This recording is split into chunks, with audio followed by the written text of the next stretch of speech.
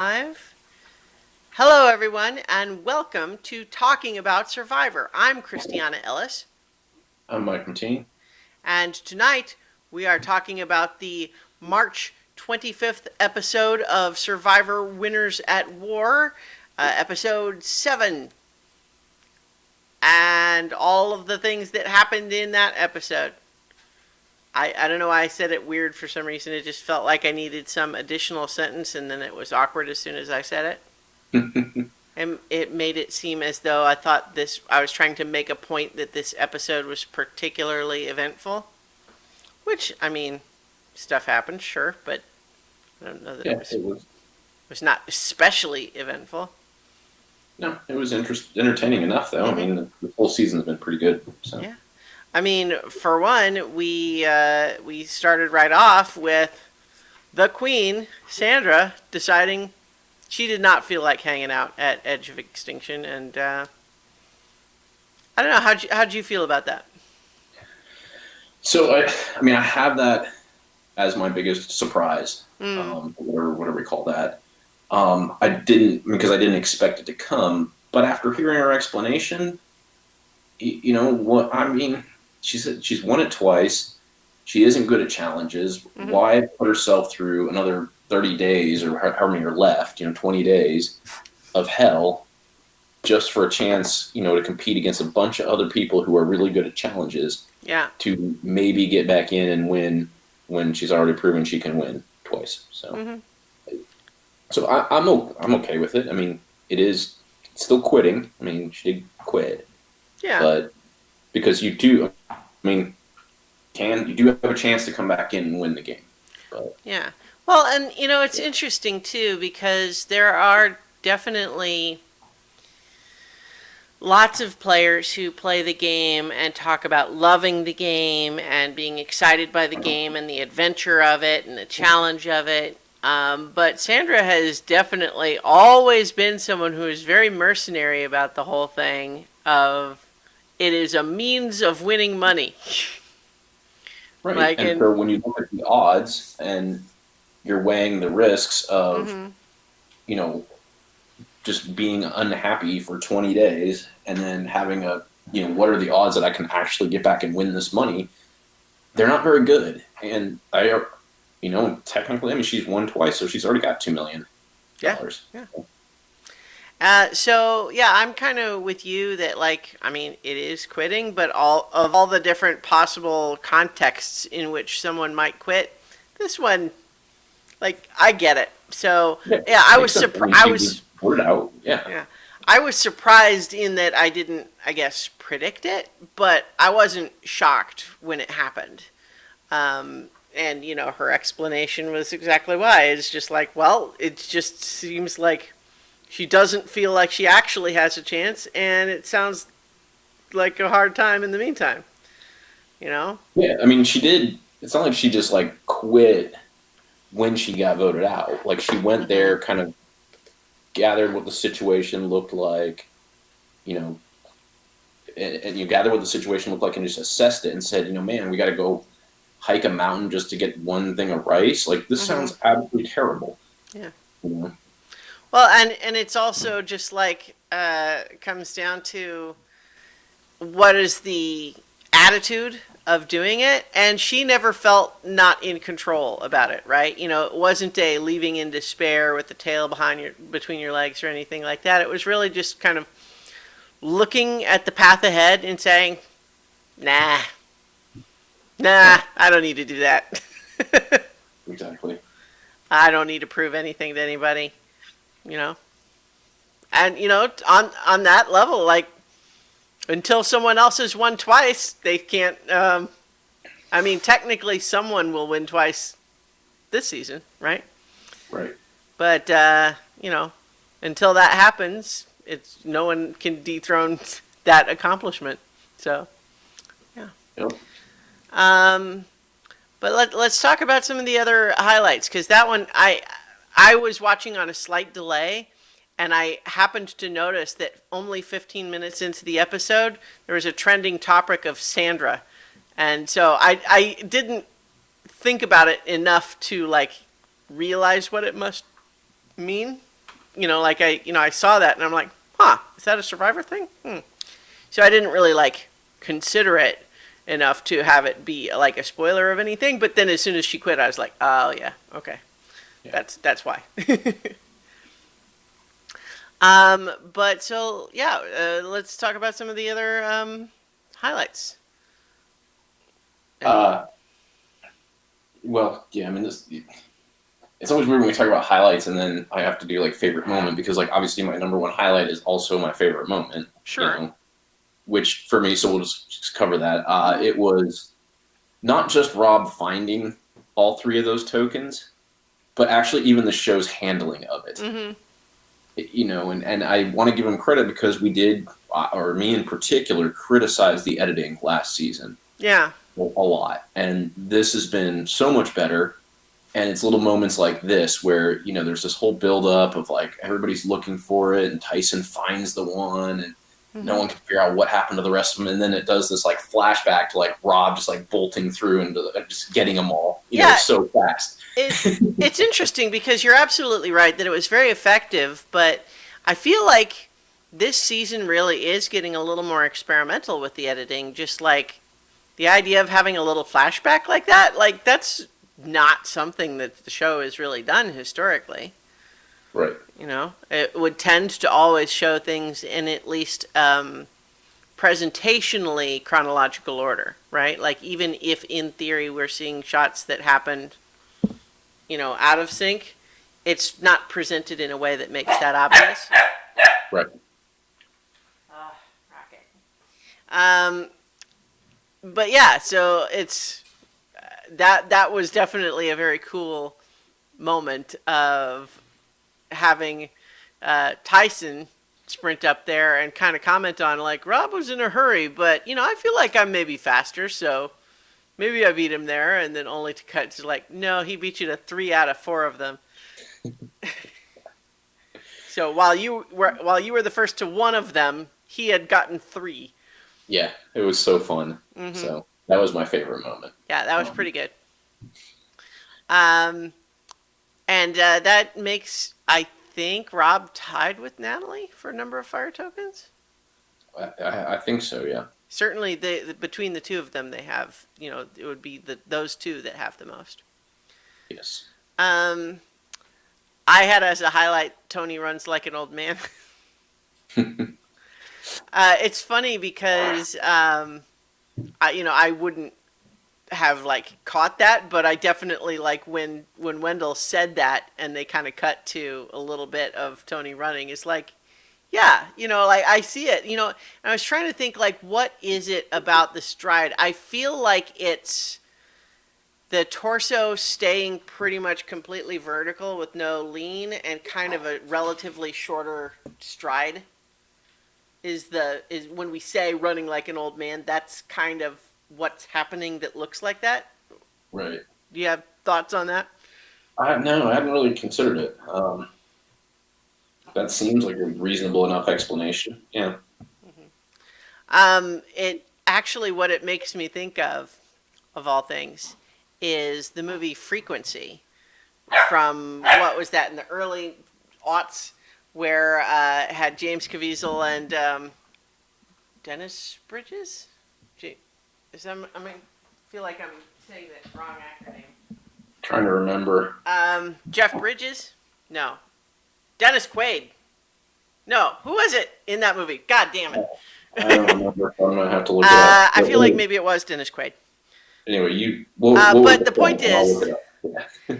At the end of the movie, when they finally fix the timeline enough that the father character has survived to the present and now he's old man character, there's a baseball game where he's running the bases and he definitely does old man run, which is amusing in that movie in the context because of course the actor is not old. But right. doing the physical acting of doing the old man run, I thought was, like it stuck in my memory. So. And it was Dennis Quaid. Yeah, I knew I got there. I was trying to. Yeah. Anyway, I'm pleased with myself that I got there. That's a good movie. People should watch it. Anyway, there's not really anything else to that scene. I just thought it was funny and it made me think of a movie I like. Um, of course, we've got to have as a highlight Adam. If I'm wrong, I'll feel like a real idiot, but I'm sure that either Ben or Sarah has an idol. And saying that to Sophie, who's sitting there going, "Yeah, maybe."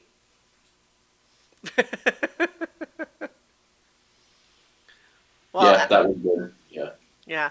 Well, and it was just amusing the whole kind of the way all of that fit together because of course Sarah also knows that Sophie has an idol, but she's in the position of being a little frustrated. He's so sure I have an idol, but I actually don't. But I know who does. But what's my play here? You know. But that was all kind of fun. Is that on the one hand, there was a piece that Adam was right about, which was to say someone had it, right? Because there was still a lot of sort of everyone's out there pretending to still look Right. for it, and he was right that he thought someone had it, that it was no longer still hidden. He was pretty sure that if it was still hidden, so he would have spotted it by now or Right. someone would have. But so he's pretty sure someone had it, and he was right about that. But yeah, I thought that was pretty fun. The challenge was really close at the end. Here's a question: did you feel like Wendell was showboating at the end? Yeah. Really? Yeah. I totally felt like he. Yeah, I think that cost them the challenge. That's the way it was presented, at least. I mean, like it's one thing to say. I mean, the other players said that he was, but I felt like all we saw was him sort of yelling for Probst's attention as they were getting close to finishing. But recall, he once lost a challenge because he finished and didn't call Probst over. Okay. Yeah. No, that's fair. I didn't. Yeah, I didn't think about that. Yeah. So I felt like, I mean, maybe he did other stuff that the other players there felt was, more than they wanted to see and that was costing it. But like, I didn't feel like the one moment we saw on camera felt like it would have cost anything to me, especially given that he has a specific history of that exact situation, working on a puzzle and finishing it, and then standing there, and then Pro says someone else just finished and won, and he's like, but mine was finished first, and he's like, well, I didn't see it. Yeah. Again, with that extra context, I think it was the body language more than anything, though. Like Mm. I definitely felt that there was like a cockiness to it. Like jumping the gun. Like I don't know. There was just Yeah, I mean, I find it plausible that he would. yeah.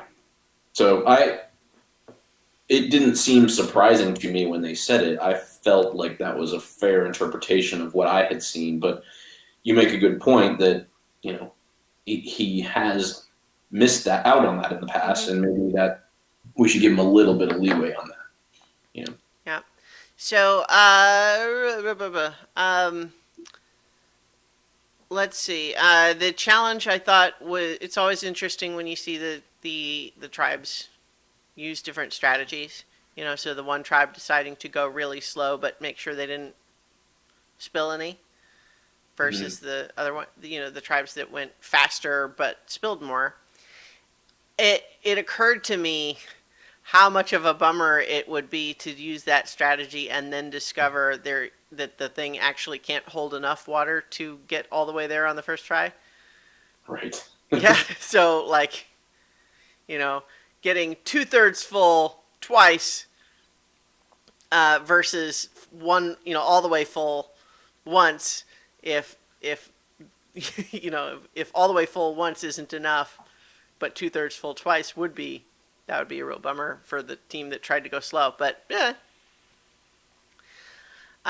So I guess this isn't a highlight so much as, did you notice how weird the music choice was going into Tribal? It was almost like a pop song with lyrics and everything. I didn't pay attention to that. Yeah, like I don't especially know music, so I can't like, I feel like I can't really describe it well, but it definitely felt of a different style than almost every other kind of music Survivor has ever had, especially when it actually had like lyrics in it, as they're going into like showing them walking, doing the walk up to tribal council. Yeah, I'm gonna have to go back and watch that because that I feel like I would have noticed that. I didn't have that at all. Yeah. I mean, it's not a big deal. I just was like thinking to myself, even before the lyrics started, this is a weird song. Just in terms of being atypical, the song in and of itself, out of, if I heard it on the radio, I wouldn't think anything of it, but it felt weird in context. But since you didn't notice it, we can't really, there's nothing else to talk about. Yeah, anyway, I wish I could, but I Yeah. So obviously, we have in this, leading into this tribal council, there's a lot of stuff sort of setting us up to think that maybe Wendell was going to be targeted, just from, camp drama. But at the same time, I feel like, once again, I'm not going to pretend like I predicted that it was definitely going to be Yule and therefore I was right. But it definitely does not surprise me, because it's one thing in a regular season, but these are all winners. I feel like they are all smart enough to not vote someone out just because there's tension at camp. right. If they would not be the target otherwise, that is not enough of a reason. Yeah, he definitely overplayed on this one, Mm-hmm. unnecessarily. Who, you mean Yule or? Uh, yeah, I don't know what that is. Yeah, he definitely overplayed. Mm-hmm. Considering the situation, he is really smart. Mm-hmm. We've known that, and so he had what was a cool idea, but not the right execution for this Well, yeah, I mean, format. I think that especially he maybe misread a little bit how big a target he already seemed to them. So by continuing to talk about all of these smart plans, he was kind of really just driving home the fact that, like, oh yeah, this is someone who will run the game if we let him. Right. So let's not let him. And I don't like. I loved all the stuff he was saying. Talking about the fire token economy, and just I think he's this really smart, interesting, compelling guy that's really cool, and it's kind of a bummer to have him out because I think he's a cool player. But I definitely don't blame Michelle and Nick for thinking that they should get rid of a target. No, and this was, I mean, what he did here was exactly when, I was describing a couple episodes ago about how I thought that he was doing really well and actually had a decent shot at this game is because of how he played the first time around. Like he basically figured out something that the rest of them hadn't Mm-hmm. and was able to utilize it. I mean, that's almost what he was doing here is, but when you speculate about it out loud to a bunch of winners who can identify a threat, like that just was not, that part was not well handled from a, you know, social execution, Mm-hmm. Yeah. But it was exactly why he's good, is that he's thinking through problems and solutions that other people haven't maybe considered in the same way. Mm-hmm. Well, one of the interesting things too about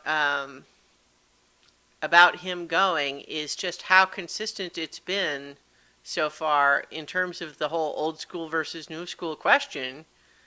That pretty much everyone who's gone so far is old school. I mean, Natalie, I guess, was early on, and she's newest of the eliminated people. But almost everybody else is old school people. Yep. I think I read in Dalton Ross's recap that Sophie is the one that is the oldest, or her original, the season she won on was the oldest season left now. Wow. Yeah. Well, and also, I mean, to be fair, Natalie also got voted out before this was a thing. It's So, true. Well, like she was first, but the trend, the pattern for sure has been old school people getting targeted. But I think part of that is that they were all perceived as these bigger names, and I think part of that might be just by virtue of being old school, they also have had more opportunity to potentially be on more than one season, for example, which definitely makes you higher profile. Yeah. So let's see. I did really like. I think my last highlight is that as Yul goes home, Michelle kind of turning over her shoulder to Wendell and saying, "I like to see you shaking in your boots a little bit." I thought that was fun. Yes, that was good too.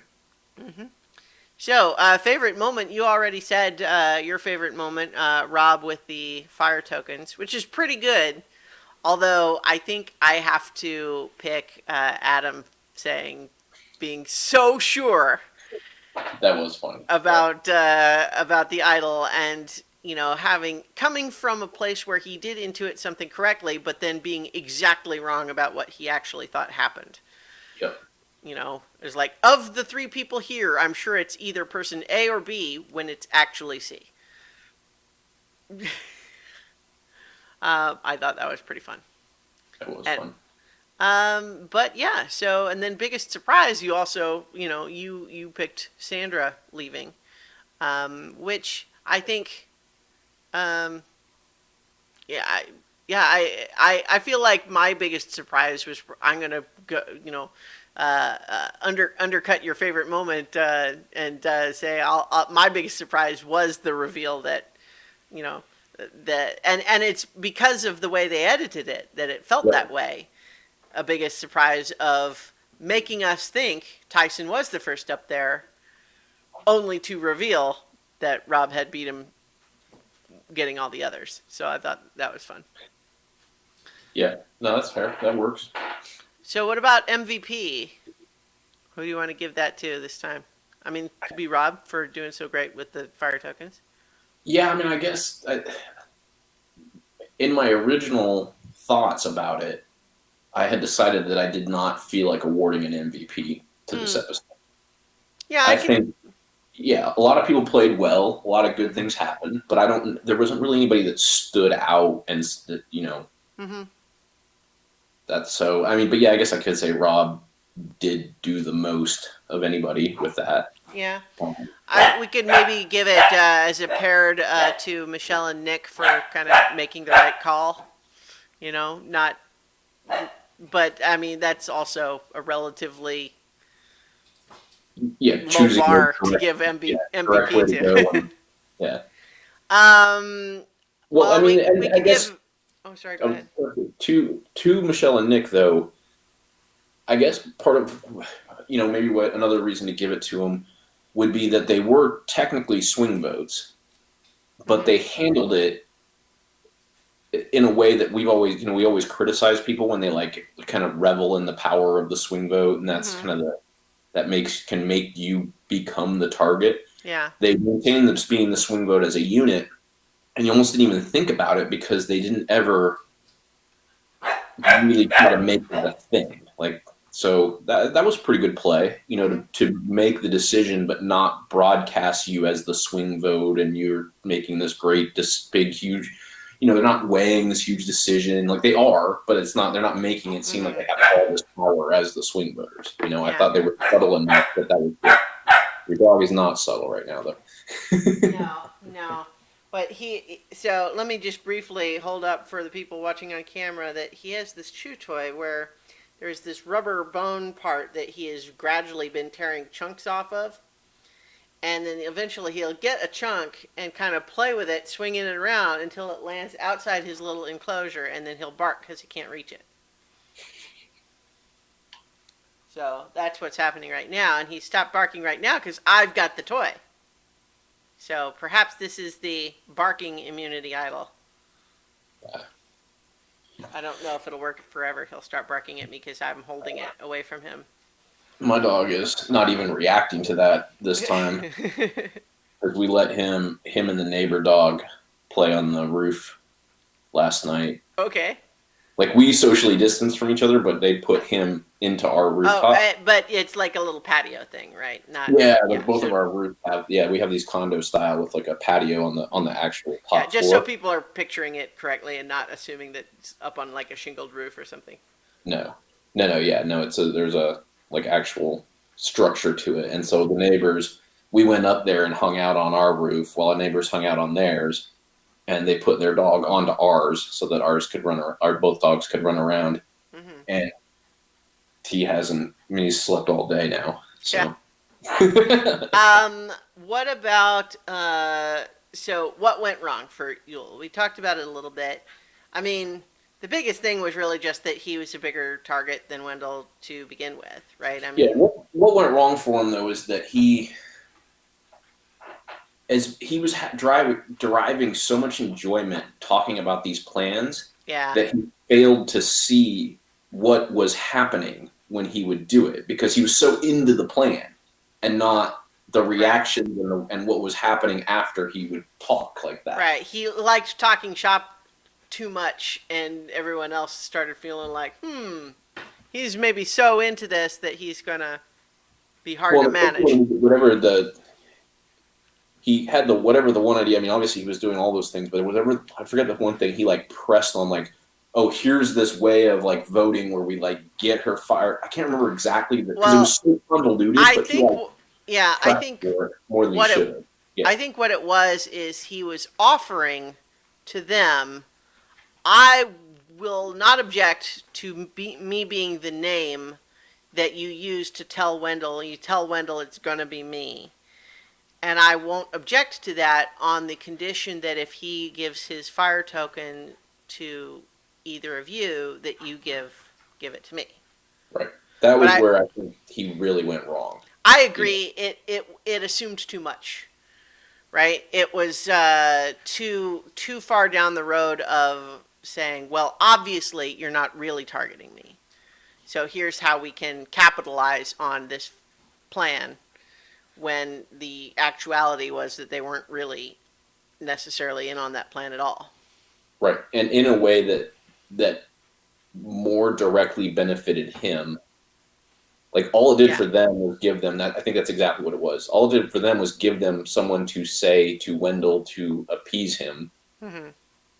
For him, it got him a fire token, Yeah. and Well, then and when he had been opining about the fire token economy, like he'd already put in their heads that fire tokens have this really strong value, and then he was offering a trade to get himself a fire token that wasn't the same amount of value, and that just got them a little like what was already in their heads. It just got them. It just got them there quicker, you know. yeah, sorry, I'm looking away. I'm distracted by stuff. The other element too was that it camouflaged the fact that they actually were planning to vote for him, right? So knowing he's the quote decoy means that he wouldn't have had his alarms raised by them Yeah, having those sorts of conversations. that's true. So it set himself in. Yeah, he did not set himself up well there. So Yeah. yeah, I think that's what went wrong. Um, I like Yule. He just played this one incorrectly. Yeah. You know. Mm-hmm. Agreed. So, advice for anyone left in the game, especially now that we know it's going to be merged next time?